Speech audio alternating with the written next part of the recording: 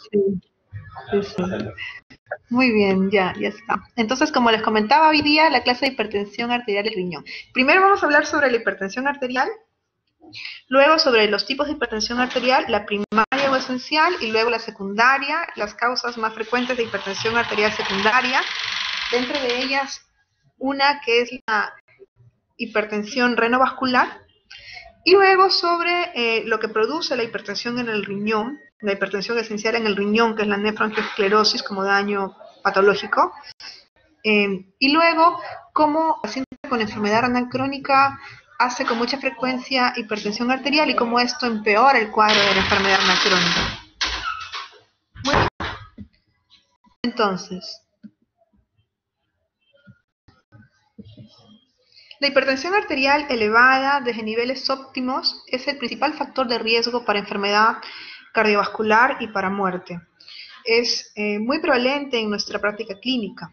La hipertensión arterial se define como una presión arterial elevada de manera mantenida, o sea, no basta un solo control de presión, sino en varias controles de presión que se encuentre elevada. Las guías norteamericanas recientemente propuestas por el American College of Cardiology, la American Heart Association y también lo que son las guías más que nada norteamericanas, han definido que una presión arterial igual o superior a 130,80 milímetros de mercurio ya se considera hipertensión arterial. A veces estos valores pueden variar según como los consideren estas sociedades. El valor que generalmente se manejaba es de 140,90, pero estas guías que fueron publicadas en el año 2017 han considerado valores más bajos, por encima de 130,80 como ya hipertensión arterial. La guía europea sigue considerando el valor de 140,90 como punto de corte para hablar de hipertensión arterial. Bueno, acá como mencionaba, en Europa las guías tenemos a la Sociedad Europea de Cardiología y a la Sociedad Europea de Hipertensión. Estas guías que fueron publicadas en el 2018 han mantenido como umbral 140,90, que es el que generalmente nosotros también manejamos. Pero ambas guías recomiendan conocer los niveles de presión arterial en toda persona mayor de 40 años de manera general. Todos deberíamos saber qué valores de presión arterial manejamos porque la hipertensión es bastante prevalente. Y se recomienda la presión arterial que se toma en consulta y también aquella que se toma de manera ambulatoria. Hay un fenómeno de bata blanca que es cuando nosotros en consulta, por el hecho de estar frente al paciente, podemos alterar un poco sus valores de presión arterial. Por eso es que siempre también se sugiere tomarlo de manera ambulatoria y este valor es, digamos, más fidedigno para poder confirmar el diagnóstico de hipertensión arterial. Aquí tenemos la clasificación de la presión arterial que se toma en consulta según la guía europea y la guía americana. Aquí al principio tenemos según la guía europea. La guía europea sigue manteniendo los niveles de hipertensión a partir de 140/90 y clasifican la hipertensión como grado 1, grado 2, grado 3. Hipertensión grado 1, 140 a 159 para la presión arterial sistólica y de 90 a 99 para la presión arterial diastólica. Hipertensión grado 2, de 160 a 179 para la sistólica, de 100 a 109 para la diastólica. Hipertensión grado 3, por encima la sistólica de 180 y la diastólica por encima de 110. Hipertensión aislada, cuando tenemos a la sistólica alta, sin embargo la diastólica está normal. Luego tenemos una presión óptima, que sería lo ideal cuando es menos de 120,80, una presión normal que va hasta 129,84 y una normal alta que se considera de 130 a 139 y lo que es diastólica 85-89. La guía americana ha sido un poquito más agresiva y ha considerado la hipertensión desde valores de 130,80, como les comentaba, hipertensión estadio 1 que va de 130 a 139 y de 80 a 89 la diastólica, e hipertensión estadio 2, la sistólica mayor o igual a 140 y la diastólica mayor o igual de 90. No, ellos consideran igual que similar a la europea como normal, menos de 120,80 y elevada inclusive en valores de 120,129 y menos de 80. Entonces, la guía americana es más agresiva al considerar valores de hipertensión por encima de 130/80, a diferencia de la guía europea o de las guías europeas. Y aquí, ¿a quiénes dar tratamiento? En general, aquí sí más o menos hay un consenso, porque inclusive considerando la hipertensión nivel 1 de la guía americana o la prehipertensión de la guía europea, cuando los valores van de 130 a 139 o lo diastólico de 80 a 89, solamente se recomienda el tratamiento no farmacológico, que es cambiar los estilos de vida. Los estilos de vida que conllevan a la reducción de sal, dejar el cigarro, una alimentación saludable y actividad física de al menos 3 veces por semana, 30 minutos cada vez. Esos son los cambios del estilo de vida que se sugieren y que van como primera línea siempre. Luego, sugieren en estos casos, en este grado de presión, un tratamiento farmacológico cuando hay evidencia de una enfermedad cardiovascular. Esta enfermedad cardiovascular o un equivalente coronario, como también se llama, sería que haya evidencia de un daño cardíaco o que el paciente tenga microalbuminuria o que el paciente tenga una enfermedad renal crónica o tenga diabetes mellitus. Si tenemos estos casos, o una cardiopatía isquémica, si tenemos estos casos, sí se recomienda tratamiento incluso en esos estadios de hipertensión arterial. Cuando ya está por encima de 140/90, sí ambas guías recomiendan dar tratamiento no farmacológico y el tratamiento farmacológico también. La guía europea recomienda dar tratamiento farmacológico si es que esta presión no se controla solamente con cambio de estilo de vida por un periodo de 3 a 6 meses, ahí recién dar. La guía americana dice no, del inicio mejor damos, porque generalmente solo con estilo de vida no es suficiente. Y ya cuando la presión está más alta y un riesgo más alto, sí, en todos los casos, dar tratamiento farmacológico. Ahora, el tratamiento farmacológico, pues, es variado, ¿no? Se puede comenzar con un IECA, un ARA2, podemos utilizar también calcio antagonistas, diurético tiacídico, y en realidad, si hay preferencias entre uno y otro, vamos a comentar luego que si hay asociado un problema de proteinuria o un problema renal, pues de primera línea son los IECAS y ARA2. Ahora, causas de la hipertensión arterial. La principal causa de hipertensión arterial es la hipertensión arterial esencial o primaria, que en realidad, al decir primaria, es como que no tiene una causa muy bien definida. Va a corresponder al 90% de casos. Aquí la causa, como digo, no se sabe muy bien por qué es un grupo muy heterogéneo, se cree que hay un componente genético importante, una base poligenética, o sea, no sería solo un gen, es muchos genes. Por eso es que tener familiares que tengan hipertensión hace que uno tenga mayor riesgo también de tener hipertensión. Hay muchos genes aquí que podrían influir y combinaciones genéticas. Asimismo, hay factores adquiridos, ambientales, que también podrían tener un efecto en el desarrollo de la hipertensión arterial. Obesidad, sedentarismo, la alimentación que tiene mucho contenido en sal, la presencia de diabetes, síndrome metabólico, la dieta pobre en potasio, ingesta excesiva de alcohol, todos estos factores van a también incrementar muchísimo el riesgo de desarrollar una hipertensión arterial. Entonces tenemos por un lado el componente genético y por otro lado el componente adquirido o ambiental. Estas dos cosas que últimamente, en los últimos años, han empeorado, pues han hecho que la hipertensión arterial sea mucho más prevalente a nivel mundial. Por otro lado, también tenemos una hipertensión secundaria. Esta hipertensión secundaria es menos frecuente, más o menos es el 10% de casos. Esta hipertensión secundaria sí sería bueno considerarlo, pensarlo, porque es potencialmente corregible. Entonces, debemos considerar también que existe la hipertensión secundaria para poder diagnosticarla de manera oportuna. ¿Cuáles son las causas? Podría ser que ese paciente ya tenga una enfermedad renal de base. Acá lo ponemos como parenquimatosa. Por ejemplo, ¿cuál podría ser? Una RC estadio 2, estadio 3, estadio 4, o de repente una glomerulopatía de tipo primario, de tipo secundario, o sea, ya alguna patología renal, y sea esta patología renal la que me va a llevar a la hipertensión secundaria. O sea, primero el problema renal que ocasiona la hipertensión arterial. Luego también tenemos la enfermedad renovascular, que es cuando hay alteraciones en las arterias renales que van a generar hipertensión arterial secundaria, que también lo vamos a comentar un poco más adelante. Hay otras enfermedades endocrinológicas que también podrían generar hipertensión secundaria, como es el hiperaldosteronismo primario, el síndrome de apnea, hipopnea del sueño, la hipertensión inducida también por fármacos o drogas, incluido el alcohol. Y tenemos también causas más raras, como el feocromocitoma, el síndrome de Cushing, el hipertiroidismo, el hipotiroidismo, el hiperparatiroidismo, la coartación de aortas y algunos síndromes de disfunción suprarrenal. Estas causas ya van a ser más infrecuentes. ¿En qué casos yo voy a sospechar de que esta hipertensión arterial es secundaria? O sea, ¿en qué pacientes yo tengo que estar atenta porque de repente aquí puede haber algo más de fondo y no ser una hipertensión esencial? Si es que esta hipertensión comienza de manera muy precoz, antes de la pubertad.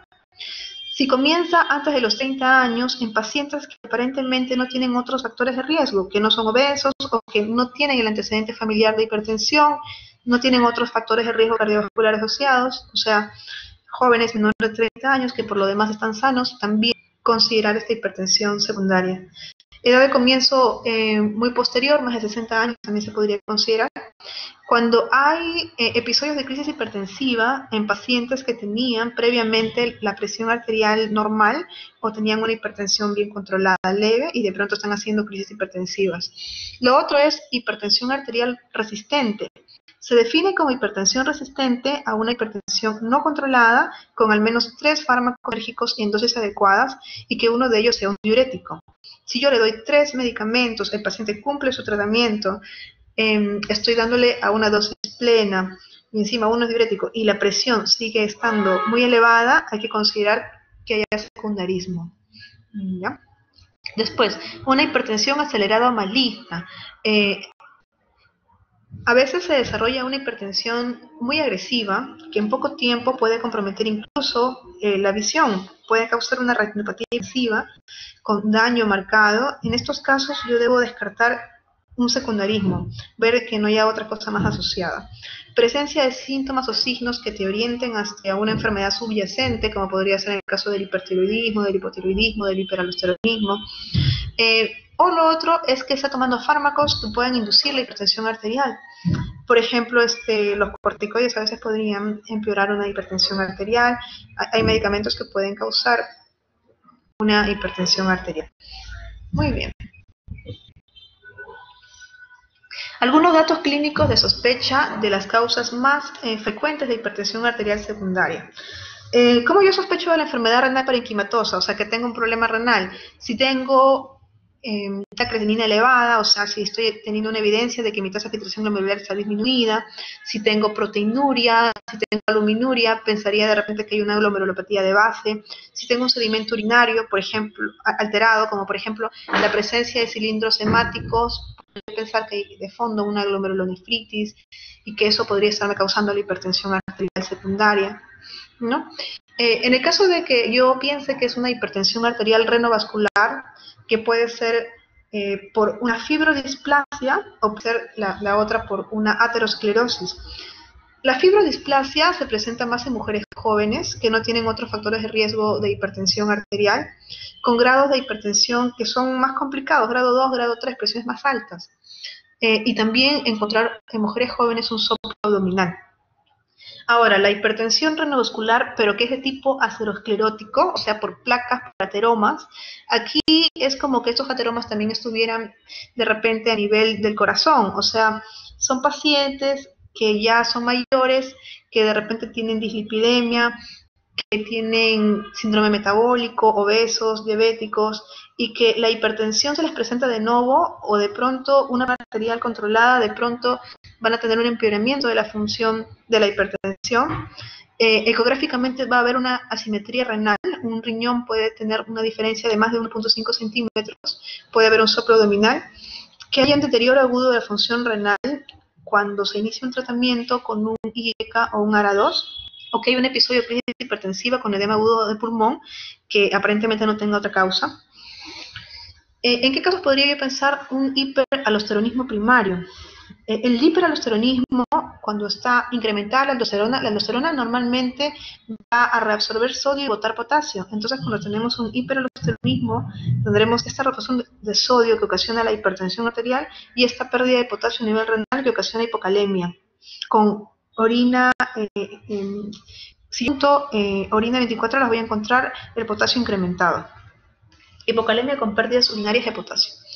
Y el síndrome de Cushing, si yo tengo clínica de síndrome de Cushing, si el paciente tiene de repente las fases de luna llena, si tiene la obesidad central, si está de repente recibiendo corticoides y tiene un Cushing iatrogénico, las estrías purpúreas, el hirsutismo, o sea, evidencia clínica de que el paciente podría tener un síndrome de Cushing.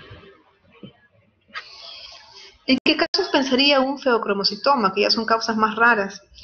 Un paciente con crisis hipertensiva que esté acompañado de cefalea, palpitaciones, sudoración. Si pienso en hipertiroidismo o en hipotiroidismo, pues que tenga síntomas asociados a ellos, a esas enfermedades endocrinológicas, y bueno, podría pedir un TSH, un T4 libre para hacer la evaluación. Un hiperparatiroidismo cursa con hipercalcemia, con PTH elevada, con calcificaciones metastásicas. Aquí también tendría que considerar este diagnóstico. Acromegalia en un paciente que tiene una facies acromegálica, podría pensar en eso. Síndrome de la apnea del sueño, son pacientes obesos que no ventilan bien, que roncan en las noches, que en el día tienen mucha somnolencia, se cansan con mucha facilidad, tienen una composición matutina, ¿no? Esos pacientes que tienen este problema al momento de dormir, que se despiertan por sus ronquidos, hacen periodos de apnea prolongados y que esto va asociado a hipertensión arterial secundaria. Coartación de aorta. Aquí encontraría hipertensión en miembros superiores y una presión arterial normal o baja en miembros inferiores, y a veces un soplo interescapular. Y fármacos. Algún fármaco que esté asociado con el desarrollo de hipertensión arterial o con frecuencia un fármaco que ocasiona un empeoramiento en el control de la hipertensión arterial esencial o induce resistencia al tratamiento también, o sea, algún medicamento que esté empeorando mi cuadro de hipertensión arterial. Muy bien, entonces aquí para hablar de lo más frecuente, ¿no? Hipertensión arterial puede ser secundaria a una enfermedad renal, ya sea una enfermedad renal crónica o una glomerulopatía primaria secundaria o incluso una injuria renal aguda. Cuando el paciente tiene un problema renal agudo, una injuria renal aguda también de manera aguda puede cursar con hipertensión arterial. Entonces, aquí ¿qué encontraríamos? Una creatinina elevada, de repente albuminuria, proteinuria o un sedimento urinario alterado. En el caso de una enfermedad renal aguda puede deberse a una expansión con retención de sodio y una activación del sistema renina-angiotensina-aldosterona. Por ejemplo, ¿en qué casos? Una glomerulonefritis postestreptocócica, un síndrome nefrítico. Se asocia a retención de sodio, activación del sistema renina-angiotensina-aldosterona, falla renal aguda, incluso con hematuria de origen glomerular e hipertensión arterial, ¿no? Aquí la hipertensión arterial sería secundaria a este compromiso renal agudo. En pacientes con enfermedad renal crónica también puede asociarse de manera secundaria la hipertensión arterial.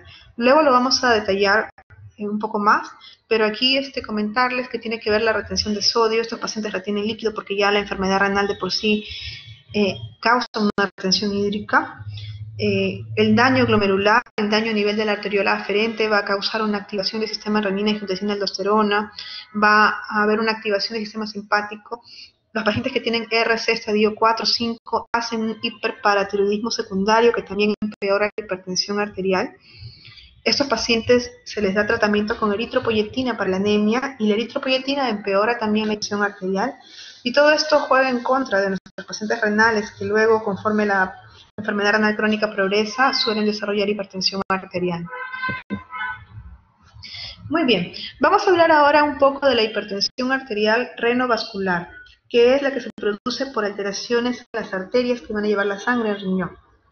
Esta elevación de la presión arterial va a ser atribuible a una disminución de la perfusión renal. Puede ser por la obstrucción de la arteria renal principal o puede ser que puede ser debida a una lesión aterosclerótica, o sea, un ateroma, o puede ser por una displasia fibromuscular. Si nosotros evaluamos de manera general en todos los pacientes hipertensos, menos del 1% va a tener este cuadro. Pero si nosotros lo vemos solamente como hipertensión grave, aquí sí el porcentaje de casos puede ser más del 35% de los casos. Entonces, ¿por qué ocurre esta hipertensión renovascular? Va a ocurrir una expansión del volumen extracelular con un aumento de la resistencia vascular periférica. Si yo corrijo esta isquemia renal, probablemente me va a mejorar este problema, ¿no? Esta hipertensión renovascular, lo característico es que la renina está aumentada. este sistema renina-angiotensina-aldosterona está alterado y tengo niveles de renina incrementados. Mientras más largo sea que yo solucione este problema, que yo llegue al diagnóstico y pueda dar tratamiento, menor la posibilidad de que esta isquemia renal se vaya a corregir. ¿Por qué? Porque ya va a haber daño crónico. Entonces tengo dos. Tengo la producida por los ateromas, por arteriosclerosis, y la otra que es la displasia fibromuscular. En el caso de que sea por aterosclerosis, esta va a ser más frecuente en varones, sobre todo aquellos que ya tienen un riesgo vascular. La lesión estenótica suele localizarse en el orificio de salida de la arteria renal o en su porción proximal. Podría ser bilateral en un 30% de casos, es de curso progresivo en un 35% de casos, y puede causar una oclusión completa de la arteria renal. La otra es la displasia fibromuscular. La displasia fibromuscular va a ser más frecuente en mujeres jóvenes. Existen varios tipos de displasia y la más frecuente es la fibroplasia medial, de 70 a 80% de casos. Generalmente afecta a los 2/3 distales de ambas arterias renales. No suele ser progresiva, su causa no se conoce. Van a haber factores genéticos que pueden ser que influencien, también hormonales, mecánicos, traumáticos y de la isquemia de la vasa vasorum. Entonces, cuando yo tengo una estenosis de la arteria renal, voy a tener un aumento de los niveles de renina y se va a activar el sistema de renina, angiotensina, aldosterona, y esta angiotensina 2 elevada me va a producir fenómenos de vasoconstricción, retención de sodio a nivel renal, aumento de la secreción de aldosterona, efectos vasculares de remodelamiento, de prostaglandinas, de estrés oxidativo, activación del sistema simpático y otros efectos a nivel del miocardio. Podría tener también alteración miocárdica con hipertrofia y remodelado del ventrículo izquierdo. Entonces aquí básicamente es esto, el aumento de la renina y todo este eje de la renina-angiotensina-aldosterona que se activa y genera todo este daño con la hipertensión no controlada. Entonces, cuando tenemos este problema de la estenosis de la arteria renal, ya sea por aterosclerosis o sea por una displasia fibromuscular, el aumento de la renina y el aumento de la angiotensina 2 que te va a causar retención de sodio, agua, activación de todo ese sistema y conlleva la hipertensión arterial no controlada, secundaria. ¿En qué casos yo debo descartar una hipertensión arterial renovascular? En el caso de que haya un debut de hipertensión grave o grado 3, o sea que yo maneje presiones arteriales muy altas, una presión arterial sistólica de 180, una presión arterial diastólica de 110, si yo encuentro de inicio este tipo de hipertensión, podría descartarlo. Porque normalmente cuando un paciente tiene hipertensión, la hipertensión suele ser al inicio pues más leve, no suele debutar con hipertensiones tan grave o grado 3. ¿Qué otra cosa me podría indicar que el paciente tiene esta hipertensión renovascular? Que haya un deterioro de la función renal asociado al inicio del tratamiento antihipertensivo, sobre todo con IECA ARA2. Si yo doy un tratamiento con IECA o ARA2 y la creatinina me sube más del 30, más del 50%, esto me podría asociar que yo tengo esta estenosis de la arteria renal. Ahora, también podría ser por hipertensión grado 3 en pacientes que tienen ya antecedente de aterosclerosis, de repente tienen una enfermedad arterial periférica o han tenido problemas a nivel carotidio, o sea que ya tengan el antecedente de problema de aterosclerosis, sobre todo si son mayores y fuman, pues aquí también debo pensar que esa aterosclerosis está a nivel de la arteria renal. Hipertensión grado 3 en pacientes que tienen solo un riñón atrófico o tienen una asimetría renal sin causa aparente, también debo sospechar. Hipertensión grado 3 en pacientes con episodios de edema agudo de pulmón o insuficiencia cardíaca refractaria con deterioro de la función renal. Ahora, ¿cómo yo hago mi diagnóstico de esta estenosis de la arteria renal? Podría medir la actividad de la renina plasmática, que suele estar elevada en 50 a 80% de pacientes con hipertensión arterial renovascular. Sin embargo, alrededor del 15 al 30% de las hipertensiones vasculorenales y hasta un 40% de estenosis bilaterales puede cursar con una actividad renina plasmática normal.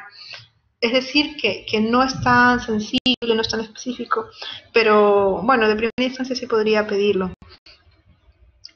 Lo malo es que para hacer este test de renina se requiere que se suspenda cierta medicación Entonces, actualmente como que ya no se usa mucho.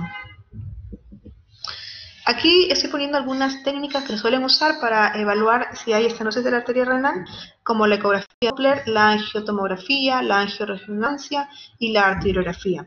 El gol estándar era la arteriografía, bueno, o es la arteriografía, pero la arteriografía es invasiva y requiere el uso de gran cantidad de contraste, y el contraste de por sí es nefrotóxico. Entonces es un riesgo a un paciente que ya de por sí probablemente tenga cierto daño renal hacerle un procedimiento invasivo y con tanto contraste. Entonces la arteriografía ya no se utiliza mucho. El ecodoppler sería lo más barato, lo menos invasivo y que lo que me podría aportar más información, porque yo podría hacerle un seguimiento, podría ver cómo evoluciona, inclusive si hay alguna intervención, podría evaluar cómo me fue en mi intervención. Sin embargo, el inconveniente del ecodoppler es que va a depender mucho del observador, de quien haga el ecodoppler. Y si el paciente es obeso, este ecodoppler a veces no se puede realizar de manera adecuada. Por lo que la angiotomografía y la angioresonancia también tienen mucho valor. La angiotomografía no es invasiva, lo malo es que estamos poniéndolo a un contraste iodado que potencialmente es nefrotóxico.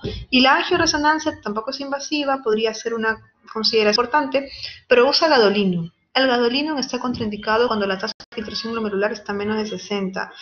Bueno, no se contraindica al 100%, pero sí existe un riesgo de una enfermedad que se llama fibrosis sistémica nefrogénica, que no tiene cura. Entonces, si es que eso le ocurre al paciente, nos complicamos. Entonces, se recomienda usar gadolinium idealmente cuando no haya enfermedad renal crónica o cuando este al menos no esté muy avanzado. Por debajo de 30 de tasa de filtración glomerular, generalmente no se indica. Muy bien, aquí tenemos una arteriografía donde evidenciamos aquí esta alteración de la arteria renal en el caso de una displasia fibromuscular. Aquí este signo le llaman las cuentas del rosario. No, es una arteriografía o una angiografía, que es lo mismo. Entonces aquí hay disección, inclusive trombos, que van a complicar esta enfermedad.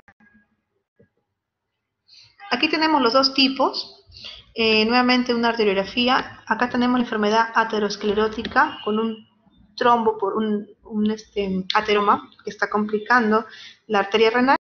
Y aquí tenemos por una displasia fibromuscular que nuevamente tenemos las cuentas del rosario, que son características. La ecodoppler sería lo menos invasivo y lo más sencillo de hacer. Tiene una sensibilidad del 75%, una especificidad del 80%. Como mencionaba, va a depender un poco de quién lo haga y va a depender que el paciente no sea tan obeso para que podamos tener una buena visión. Lo otro es la resonancia magnética. Vamos a poder visualizar todo sin tener que poner un contraste iodado, que es nefrotóxico. Cuidado con el gadolinium, que está contraindicado en pacientes con enfermedad renal crónica avanzada. Menos de 30 no se recomienda. Aquí una visión por angioresonancia que se ve muy bonito, y acá se ve las lesiones. Estas lesiones son igual por una angiodisplasia renal, o sea, tiene un problema de la fibrodisplasia.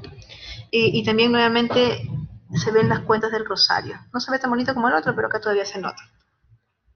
Acá en este caso es una paciente de 37 años. No vemos que es más frecuente esto en mujeres jóvenes. Lo otro es hacer un radiorenograma. El radiorenograma va más o menos a indicarme la función renal y vamos a poder ver si es que hay una simetría, si es que un riñón va a pintarse más que el otro. Cuando le usamos el captopril, esta prueba va a tener un valor predictivo mucho mayor. Entonces está indicado para descartar estenosis de la arteria renal hacer un radiorenograma con captopril. La eficacia de esta prueba se basa en que el descenso de filtrado glomerular cuando yo doy un IECA o un ARA2 en el riñón estenótico va a ser mayor que en el riñón que tiene una perfusión normal, que no está estenótico. Entonces aquí vamos a ver cómo con el captopril va este riñón con estenosis disminuir más su captación, entonces va a ser positivo.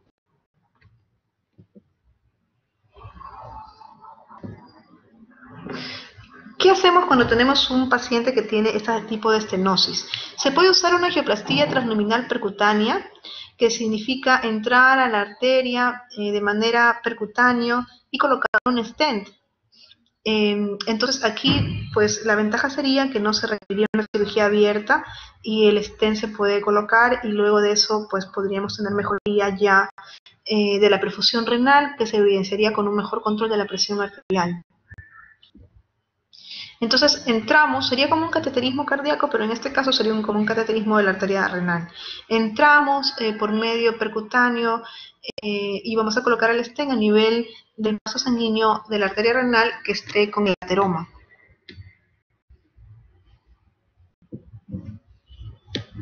Si en caso esta estenosis fuera más complicada, si varias bacterias estuvieran afectadas o que no se podría colocar un stent, pues aquí podríamos utilizar una operación, una cirugía. Lo otro es el manejo médico. Podríamos tratar médicamente también a estos pacientes, si es que con tratamiento médico podrían mantener valores adecuados de presión arterial. Se sugiere unos IECA o ARA2 para mejorar la presión arterial de estos pacientes, pero tener cuidado si la lesión estenótica es bilateral. Si yo tengo un compromiso renal bilateral y doy un IECA o un ARA2, podría desarrollar una insuficiencia renal aguda, podría tener una elevación marcada de la creatinina. Entonces, en estos casos está indicado el tratamiento cuando la estenosis es solamente de un riñón, no de los dos. Aquí quería comentarles este estudio fue publicado en el 2015, el estudio se llama CORAL, y este estudio manejó casi 1000 pacientes que tenían lesiones de la arteria renal, tenían una estenosis de la arteria renal, y quisieron comparar si iban mejor con la angioplastía, con colocación de stent, o si mejor les iba con tratamiento antihipertensivo solo. Entonces se hizo un estudio randomizado y se vio que en realidad iban igual. Luego de la angioplastía, los pacientes, cuando se comparaban con los que solamente estaban con medicación antihipertensiva, pues no hubo mucha diferencia en el control de la presión ni en el compromiso renal evaluados. Por lo que se pone en duda si realmente la angioplastía pudiera ayudar a los pacientes. Entonces, actualmente solo se considera en algunos casos, porque se ve que si con los antihipertensivos yo puedo llegar a valores de presión arterial adecuados, de repente la angioplastía no me ofrece beneficio, ¿no? Aquí lo que se vio es que no ofrecía mayor beneficio. Muy bien, entonces vamos a hablar sobre hipertensión arterial y riñón. Yo les estaba comentando, chicos, perdónenme un minuto. Ah, no, ya no, perdón, ya no. Ya. Lo que hemos hablado un poco es la hipertensión arterial esencial o primaria, la hipertensión secundaria, y dentro de ello nos hemos explayado un poco con la hipertensión renovascular, ¿no? Ahora vamos a hablar un poquito más sobre el daño que ocurre el riñón por la hipertensión arterial. La hipertensión arterial primaria o esencial en el riñón va a producir un daño anatomopatológico que es la nefroangioesclerosis, se llama así. Ese es el daño que produce la hipertensión arterial en el riñón. También tenemos que considerar que la enfermedad renal crónica produce hipertensión arterial de tipo secundario. O sea, puede ser que un paciente no haya sido hipertenso nunca, pero desarrolló una glomerulopatía o desarrolló por algún problema una enfermedad renal crónica. Esta enfermedad renal crónica, cuando progresa, es muy probable que me vaya a desarrollar una hipertensión arterial de tipo secundario. Y justamente el tener hipertensión arterial va a hacer que esta enfermedad renal crónica empeore aún más, porque la hipertensión arterial de por sí va a causar más daño en el riñón. Y a veces cuando estamos frente a un paciente renal crónico que aparte es hipertenso, a veces es difícil saber qué fue primero, si primero fue el problema renal que hizo que mi paciente fuera hipertenso o fue que tenía una hipertensión tal que luego generó el problema renal. A veces cuando ya lo vemos a los pacientes en estadios avanzados de enfermedad renal crónica, no sabemos qué fue primero, si primero fue la hipertensión que causó el daño renal o primero fue la enfermedad renal crónica que causó la hipertensión. A veces no es tan fácil saberlo. Básicamente podría orientarse por el tiempo de la hipertensión arterial, todo eso, ¿no? Pero hay pacientes que no tienen mayor control de su enfermedad, que no tienen una evaluación previa por un médico, entonces cuando uno los ve, pues no puede saber bien qué fue primero. Entonces yo les comentaba que la hipertensión arterial esencial puede causar un daño renal, sobre todo cuando es una hipertensión arterial que no se controla adecuadamente, que tiene muchos años o que ya ha dado daño en algún órgano blanco, como por ejemplo un daño cardíaco, o de repente el paciente ya tuvo un ACV isquémico, un ACV hemorrágico, o sea, es una hipertensión de larga data no controlada. Estos pacientes a nivel renal tienen un daño que se llama nefroangiosclerosis. Es una enfermedad renal que complica la hipertensión esencial porque va a haber una afectación de la microvasculatura preglomerular. Generalmente aquí los pacientes son varones, son entre 55 y 60 años, es más grave en la raza negra, se asocia a síndrome metabólico, se asocia a dislipidemia, hiperuricemia, enfermedad coronaria, arterial periférica o cerebrovascular. O sea, es una hipertensión que ya tiene daño en órgano blanco muchas veces, ¿no? Ha afectado corazón, problema arterial periférico, inclusive cerebro. La lesión microscópica, la anatomopatológica, es la hialinosis de las arteriolas aferentes, ¿no? Por eso le llamamos la nefroangiosclerosis. Puede observarse alteraciones isquémicas en los glomérulos, retracción del ovillo, esclerosis segmentaria y focal, y en algunas zonas lesiones de fibrosis intersticial y atrofia tubular. Aquí tenemos una arteriosclerosis hialina que va a complicar sobre todo la arteriola aferente. Entonces, esta hipertensión arterial va a causar lesión en las arteriolas renales, lo que va a llevarme a una isquemia del glomérulo, a una hipertensión glomerular, va a activarse el sistema de renina, angiotensina, aldosterona, los factores proinflamatorios como el factor de crecimiento transformante beta. Hay algunos factores genéticos como la raza negra que también empeora todo esto. Esto junto con la aterosclerosis que se produce por toda la dislipidemia, el tabaquismo, la microalbuminuria, la hiperuricemia, al final van a causar este daño en el riñón, que es por la misma hipertensión glomerular, es la hipertensión arterial sistémica que se va de una manera a trasladar al riñón y va a causar hipertensión glomerular con un daño en el glomérulo, en la arteriola aferente. ¿Cuáles son los datos clínicos que me hacen sospechar de este cuadro? Una historia familiar de hipertensión arterial, que sea varón, edad mayor de 55 años, una historia de hipertensión arterial esencial de largo tiempo, ¿no? Yo les decía, es un paciente que ha tenido muchos años de hipertensión arterial y generalmente no ha tomado bien su medicación. Y ya hay compromiso de órgano. En este caso lo colocan como la hipertrofia del ventrículo izquierdo y retinopatía grado 1 o 2. O sea, que esta hipertensión fue tan agresiva y de tanto tiempo que ya me comprometió el corazón, la vista. Daño vascular aterosclerótico a otros niveles, ¿no? Como la arteriopatía periférica, cardiopatía isquémica, que ya haya tenido una ACV.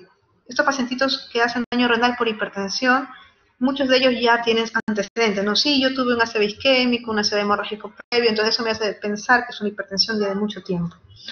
Asociación frecuente con enfermedad vascular aortorrenal aterosclerótica también. Aquí puede haber una proteinuria. De hecho, la proteinuria o la microalbuminuria es evidencia de la hipertensión que ha generado daño renal. Sin embargo, esta proteinuria no es muy alta, suele ser baja, menos de 1 gramo. Cuando tenemos proteinuria más alta, tenemos que pensar que es una enfermedad renal, porque la hipertensión, si es que causa proteinuria en el riñón, es una proteinuria baja. No suele haber microhematuria. Si yo veo microhematuria, tengo que pensar en alguna otra enfermedad renal. Suele estar asociado a la dislipidemia, suele estar asociado a la hiperuricemia. Los riñones pueden estar disminuidos de tamaño y si es raza negra, pues más riesgo de hacer este cuadro. Entonces, el diagnóstico de la nefroangiosclerosis puede hacerse por exclusión porque no encuentro evidencia de otro compromiso renal que me pueda explicar el cuadro de mi paciente. O sea, no tiene una glomerulopatía primaria, no es diabético, no tiene nada secundario y el antecedente solamente es de la hipertensión de mi paciente, ¿no? Una hipertensión de larga data con problema cardíaco, hipertrofia del ventrículo izquierdo, que la falla renal haya sido inicialmente leve y luego haya progresado en el transcurso del tiempo con una proteinuria que suele ser baja. Acuérdense que si yo tengo proteinuria alta o síndrome nefrótico, no puedo pensar en esta entidad. Para que sea la causa del daño renal la hipertensión, generalmente la proteinuria está presente, pero es baja, menos de 1 gramo. ¿Cómo lo debo tratar? Debo tratar de mantener presiones menores de 130/80. ¿Por qué? Porque este daño renal, esta presencia de daño renal, es un equivalente coronario para temas de hipertensión arterial, o sea que yo debo ser más agresivo con mi tratamiento antihipertensivo. No esperar a llegar a 140-90, sino tratar de que mi pico sea menos de 130-80. Y el tratamiento con IECAS y ARA2 son de primera línea. Van a mejorarme la hipertensión glomerular, van a mejorar la progresión de la enfermedad renal, tanto diabética como no diabética, son antiproteinúricos y nefroprotectores. Entonces, como primera línea, yo considero los IECAS y a los ARA2 como tratamiento. Bueno, aquí les puse esto para que no olviden en cuanto a la proteinuria y hipertensión arterial. La microalbuminuria, que es una proteinuria de 30 a 300 miligramos por gramo de creatinina o de 30 a 300 miligramos en orina de 24 horas, la microalbuminuria me expresa daño renal por hipertensión arterial. Y es un factor de riesgo cardiovascular y me expresa un daño endotelial. Y es importante valorarlo cuando yo veo a un paciente con hipertensión arterial. Perdón. Si yo tengo una proteinuria más elevada, más de 1 gramo, y más aún si es en grado nefrótico, tengo que pensar en que hay otra cosa más, en una glomerulopatía causante de la hipertensión arterial. Ya puede ser primaria o secundaria, tengo que buscar otra causa, tengo que plantearme la posibilidad de una biopsia. Sobre todo cuando la proteinuria se asocia a otras alteraciones de sedimento urinario como una hematuria glomerular. Y ahora hablemos un poquito sobre la hipertensión y la progresión a enfermedad renal crónica. La prevalencia de la hipertensión arterial es muy elevada en pacientes que tienen enfermedad renal crónica.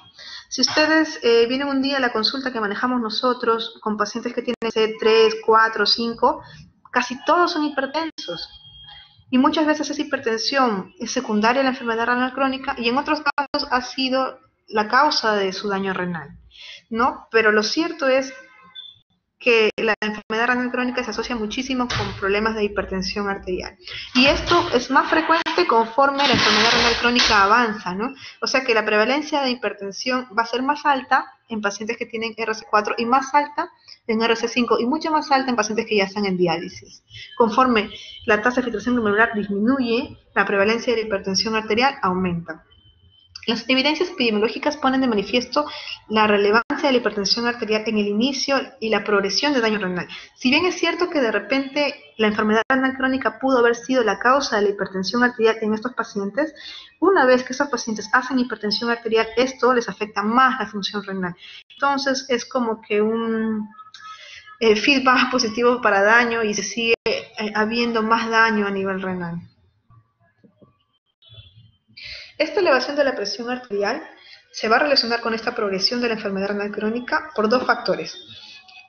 Uno, por la transmisión del incremento de la presión arterial sistémica a mi microvasculatura renal. Y dos, por la presencia de proteinuria. Cuando hay hipertensión arterial, como evidencia del daño endotelial, yo desarrollo microalbuminuria o proteinuria. Esta microalbuminuria o proteinuria de por sí es nefrotóxica, entonces también va a empeorar mi daño renal. En el riñón sano, normalmente hay un proceso de autorregulación renal para mantener un flujo sanguíneo constante a pesar de que las presiones arteriales sean fluctuantes.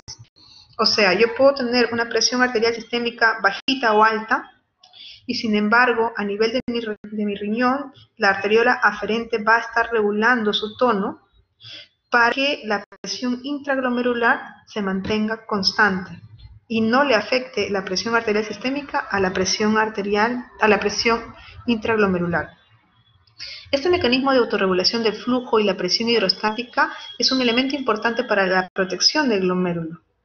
Si yo tengo cambios en el tono de la arteriola aferente influidos por el reflejo miogénico y también por el feedback túbulo glomerular, esto me va a proteger a mi riñón. Pero si yo tengo alteración de estos procesos de autorregulación, mi riñón luego va a tener hipertensión glomerular y ahí va a generar más daño. Estos mecanismos de autorregulación se pueden alterar cuando ya hay otras enfermedades como la hipertensión, la diabetes y la enfermedad renal crónica.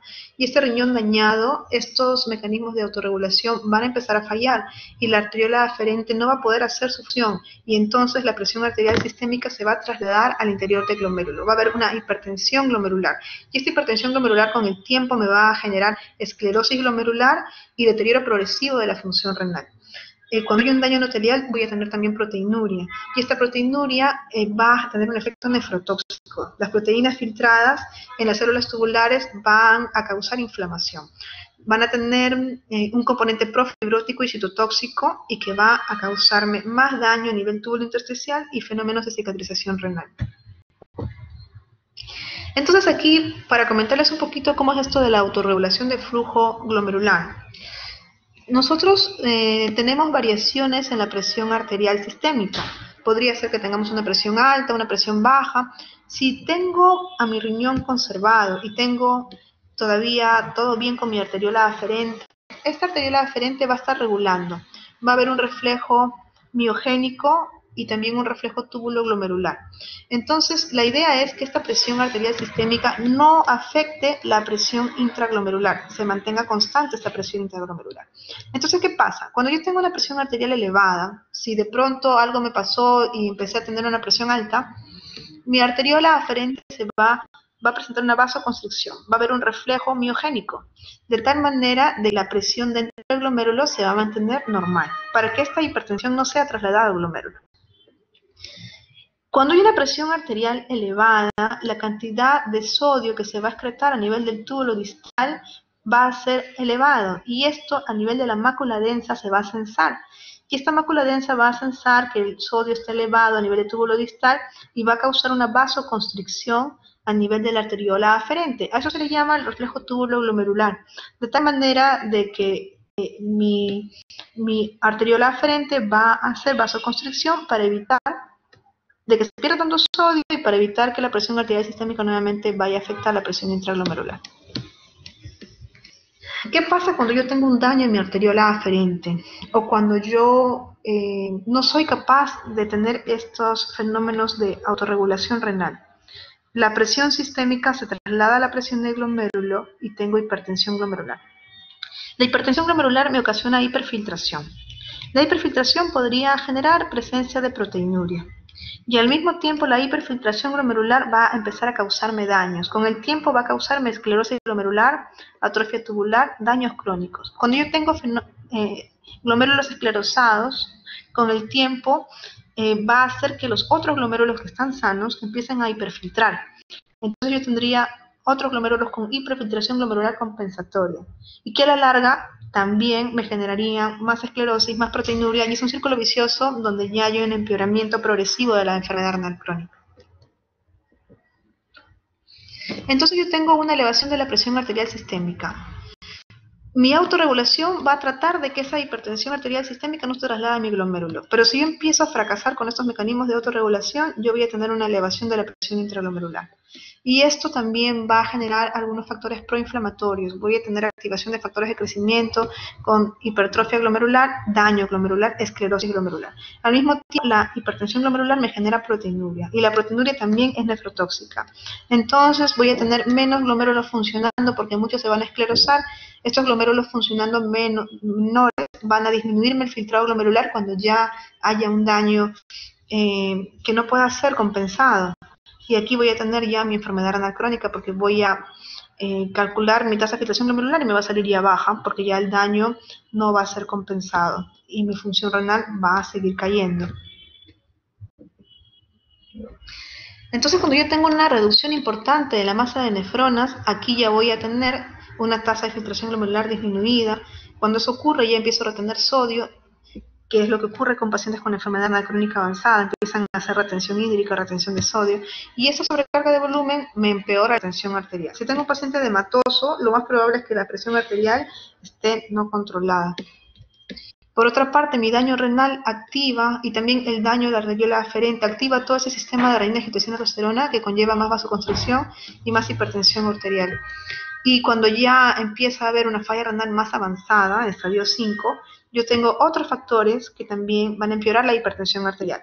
El hiperparatiroidismo, el daño endotelial, las calcificaciones vasculares, el uso de eritropoyetina, todo eso también me va a empeorar la hipertensión arterial. Va a haber una rigidez de la pared arteriolar en pacientes que ya van a tener un daño crónico, lo que aumenta la resistencia periférica. Y todo esto causa empeoramiento de la hipertensión arterial. Entonces, en los pacientes que tienen ERC, el tratamiento y el control de la presión arterial tiene que ser más agresivo. Si tienen proteinuria, con mayor razón todavía, y si tienen otras comorbilidades. Los medicamentos de primera línea para mis pacientes con enfermedad renal crónica son los IECAS y los ARA2, todo lo que bloquea el sistema de renina, angiotensina, aldosterona. También se podrían utilizar otras familias farmacológicas dependiendo del nivel de la hipertensión arterial. Algunos conceptos clave en lo que es hipertensión con RC, bueno, les comentaba, ¿no? La hipertensión está muy relacionada con una mayor incidencia de RC y la velocidad de la progresión de la RC, hay más incidencia de hipertensión arterial y más eventos cardiovasculares. Si yo controlo mi hipertensión arterial, mejoro la progresión de mi enfermedad renal crónica. El objetivo de mi presión arterial tiene que ser individualizado en función del riesgo cardiovascular que tengan estos pacientes. Se considera de manera general mantener presión arterial por debajo de 140/90, pero ya cuando hay presencia de proteinuria o una enfermedad renal crónica avanzada, se recomienda por debajo de 130/80. Tiene que acompañarse con cambio del estilo de vida y el de primera línea, los IECAS y los ARA2. Más aún si el paciente tiene proteinuria. Y bueno, quería comentarles también sobre la hipertensión arterial maligna. La hipertensión arterial maligna es un cuadro donde ocurre una hipertensión arterial de manera muy severa y un cuadro agudo. Se puede acompañar por un daño en órgano blanco agresivo, como podría ser el daño a nivel ocular con hemorragia y exudados en el fondo de ojo, una retinopatía, junto con una lesión arteriolar difusa aguda. Suele haber un componente aquí microangiopático. Podría presentarse, por ejemplo, en casos de hipertensión arterial maligna, por ejemplo, en casos de síndrome antifosfolipídico, de esclerodermia. Hay algunas enfermedades que van con hipertensión arterial maligna. Se comporta así parecida inclusive las enfermedades hipertensivas del embarazo, como la preeclampsia, síndrome de HELP, que agudamente una persona que no era hipertensa desarrolla una hipertensión tan agresiva que te puede generar un daño ocular y un daño microangiopático. El daño microangiopático se expresa como hemólisis microangiopática, anemia hemolítica microangiopática. Se expresa a nivel renal con un daño también del endotelio. Hay un componente anatomopatológico que se llama endoteliosis. Puede causar falla renal aguda, puede causar trombocitopenia por daño microvalvular. Es muy agresiva. Aquí hablamos de presiones arteriales sistólicas que pueden ser superiores a 200 y diastólicas por encima de 130. Son cuadros muy agresivos asociados a otra enfermedad de base generalmente. Entonces aquí hay una alteración brusca de los mecanismos vasoconstrictores del sistema renina, angiotensina y aldosterona y puede haber una necrosis fibrinoide a nivel de la pared vascular con estrechamiento y obliteración de la luz vascular. Esta hipertensión maligna, como les comento, suele asociarse a alguna enfermedad y ocurre de manera muy abrupta y es muy aguda.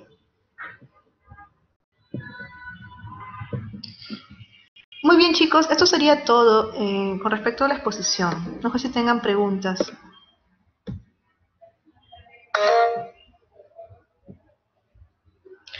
Ilan, dime. Si gustas, puedes activar tu micrófono, no hay problema. Creo que mencionaste el grado 3 de la hipertensión. No, me había quedado claro una cosa. En ese caso es una hipertensión renovascular, o solamente tratamos de que sea una hipertensión, pero por alguna alteración específica, como mencionó de la pirodisplasia arteria renal. Ilan, discúlpame, ¿podrías repetirme? Es que no me llega bien el audio. No sé si me puedas repetir, please. No, se me ha cortado la señal.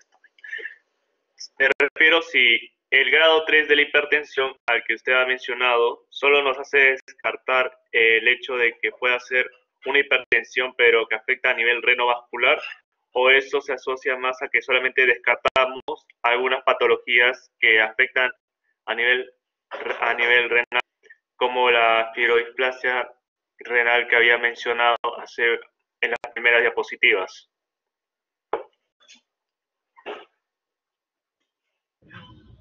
Sí, si yo tengo una hipertensión grado 3 de reciente diagnóstico, o sea, una hipertensión bastante agresiva, sí debería considerar secundarismo. Y el secundarismo es lo que yo les había comentado, ¿no? Descartar que no tengo una enfermedad renal asociada. Eso se puede hacer con un examen de orina, con una proteinuria o microalbuminuria, una urea creatinina para estimar la tasa de filtración glomerular. Podría valorarlo con una ecografía renal para ver que no haya una simetría renal y pensar en una estenosis de la arteria renal. Si tengo sospecha de que podría ser una estenosis de la arteria renal, podríamos comenzar con una ecografía Doppler, que es lo menos invasivo, a ver si hubiera una estenosis.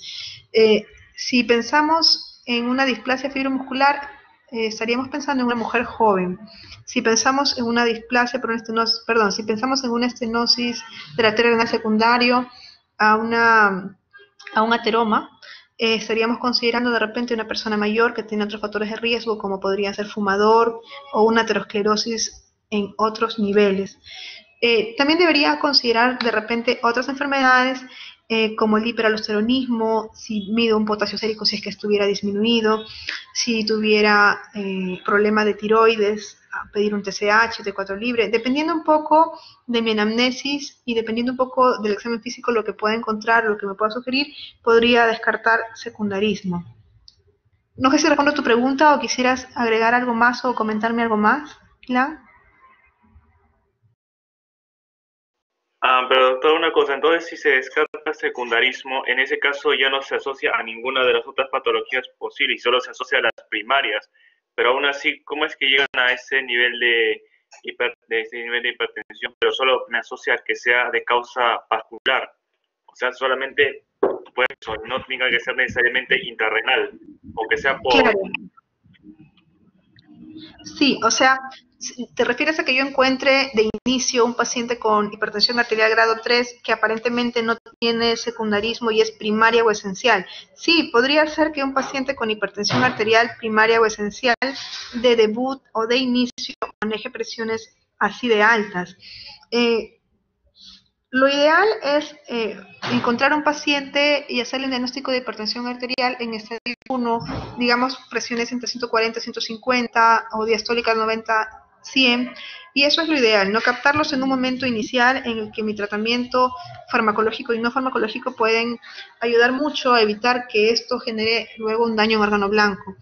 Lo que ocurre generalmente en nuestro medio es que los pacientes no tienen una atención por un médico comunitario o por un médico familiar, no tienen un control en su centro de salud y cuando llegan a nosotros, pues no tienen idea si han tenido hipertensión antes y es probable que hayan sido hipertensos de tiempo y no hayan tomado medicación. Entonces, cuando tú los ves por primera vez, ya tienen hipertensión grado 3, estadio 3, y que recién ellos toman conciencia que realmente son hipertensos.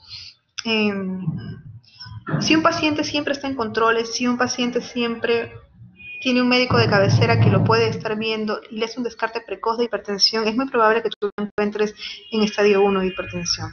Pero como nos llegan muchas veces sin controles previos, no es raro que el inicio sea una hipertensión esencial y que tú ya lo encuentres en un estadio 3, o sea, con presiones que requieran inclusive para el tratamiento más de un medicamento, ¿no? Puedes empezar con 2 medicamentos de inicio si la presión está en estadio 3.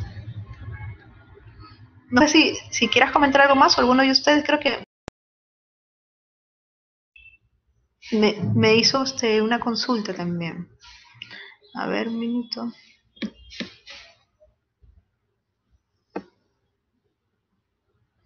Andrei me preguntaba, dentro de los ARA2 y ECAS, ¿cuál recomendaría para un paciente con hipertensión 160 sobre 100, diabético y proteinuria de 1690 de 60 años? Ya mira, es un paciente que tiene ya evidencia de daño renal, tiene una proteinuria, y tiene una proteinuria significativa que está por encima de 1 gramo. Yo a este paciente le daría controles de proteinuria, porque si persisten a estos niveles o suben más, podría tener alguna glomerulopatía primaria o secundaria. Perdón, es diabético, sorry. No, ya, la proteinuria es por la misma diabetes, ¿no? Tiene una nefropatía diabética con evidencia de proteinuria. Idealmente, si ya el paciente tiene proteinuria y es diabético, los valores que se consideran óptimos para presión arterial, para hipertensión arterial, es menos de 130/80. Este paciente entonces habría que tratar de bajarle la presión varios niveles, porque está en 160/100. Entonces, ¿qué IECA hora 2 sería el ideal? En nuestro medio tenemos el que lo usamos de manera rutinaria, damos una dosis generalmente de 50 miligramos cada 12 horas, el otro podría ser en Alapril de 10 o 20 miligramos cada 12 horas. Nosotros aquí en el hospital no tenemos irbesartán, pero el irbesartán es un excelente medicamento, entonces si tuviesen la posibilidad, dependiendo de dónde se atienda el paciente, de poder iniciar con un ARA2 como el irbesartán, yo creo que sería excelente. Se podría dar a una dosis de 150 o 300 miligramos en 24 horas para tomar en la mañana, y yo asociaría otro medicamento, porque con uno solo no va a poder mejorar las cifras de hipertensión. Podríamos asociar de repente un antagonista de calcio, podría ser un amlodipino, a una dosis no muy alta porque tiene el riesgo de hacer edemas, de repente 5 miligramos en 24 horas. Yo creo que le daría eso, un irbesartán de 300 si es que puede en las mañanas y un amlodipino de 5 en las noches. Y esperaría a ver si controla la presión, si no le podría subir un poco más la dosis del amlodipino. O podría agregar un diurético tiacídico, una hidroclorotiazida. Pero sí, este paciente ya tiene evidencia de daño renal, tiene proteinuria, tiene hipertensión, entonces tengo que ser un poco más agresiva con mi tratamiento. Y el valor objetivo, como te comento, 130/80 de presión a menos. Muy bien, ¿alguna otra pregunta?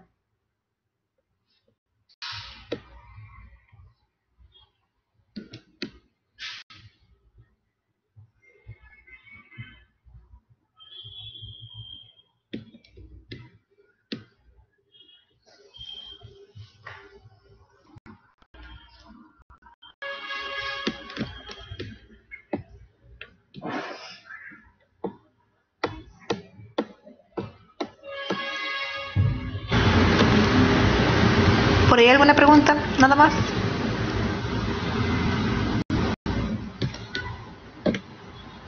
Bueno, no olvidar entonces. Acá, Ilan. Sí, claro, dime, Ilan. Doctora, una consulta. Cuando una persona de por sí tiene hipertensión, siempre tenemos que estar verificando de que no presente proteinuria para no descartar de que esté haciendo un daño renal mucho antes de que llegue a crisis o un estadio más alto de hipertensión.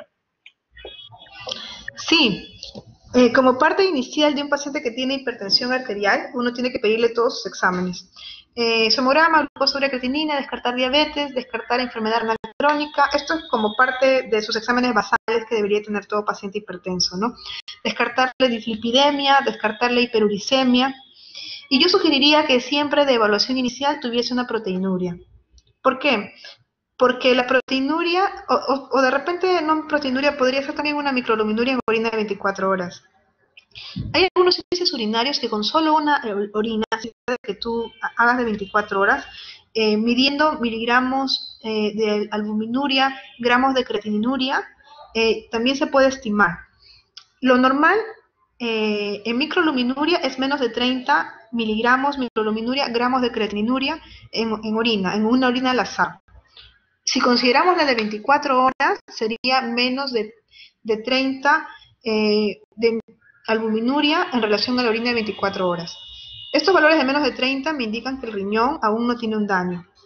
Si yo tuviera microalbuminuria de 30 a 300 miligramos por gramos de creatininuria en orina al azar, me indicaría presencia de daño endotelial. Y en el caso de una hipertensión, me indicaría que esta hipertensión ya tiene tiempo y que es una hipertensión que me ha generado cierto daño renal, y yo tendría que ser un poquito más agresivo, tendría que llevarlo a valores de menos de 130/80 de presión arterial, porque este paciente tendría más riesgo de enfermedad cardiovascular. Y la enfermedad cardiovascular es lo que produce el infarto de miocardio y el ACV isquémico y hemorrágico.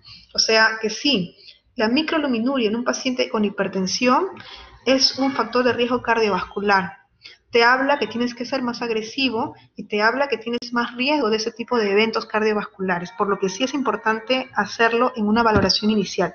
Si tuvieras la posibilidad de que en tu laboratorio hacen este examen de albuminuria, creatininuria, se podría hacer con una simple muestra de orina al azar. Pero si no tienes esa posibilidad, se podría solicitar una proteinuria o una albuminuria en orina de 24 horas. Yo te digo, aquí en mi hospital no hay eso, lo manejo en algunos lugares, pero normalmente no se tiene disponible. Ahora, si mi proteinuria fuera mayor, es lo que les comentaba, si yo tuviera una proteinuria por encima de 1 gramo o por encima de 1.5 gramos, yo tendría que buscar otra causa, porque la hipertensión no me ha causado esa proteinuria. La proteinuria de la hipertensión es una proteinuria bajita, menos de 1 gramo. Si tengo más cantidad, yo tendría que valorar alguna otra causa. Por ejemplo, en el caso que comentaba Andrei, este paciente es diabético.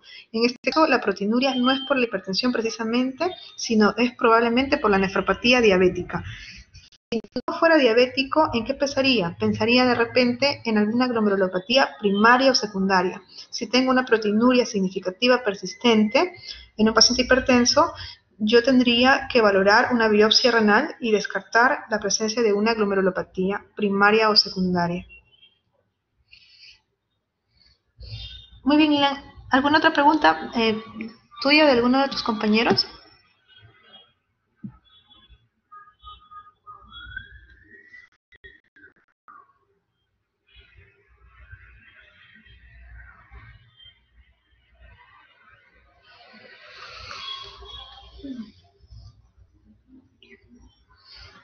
Bueno, chicos, espero que hayan entendido. La hipertensión arterial es muy frecuente, tienen que siempre estar atentos y nunca olviden valorar la función renal en estos pacientes. Nunca olviden eso, porque a veces cuando nos llegan a nosotros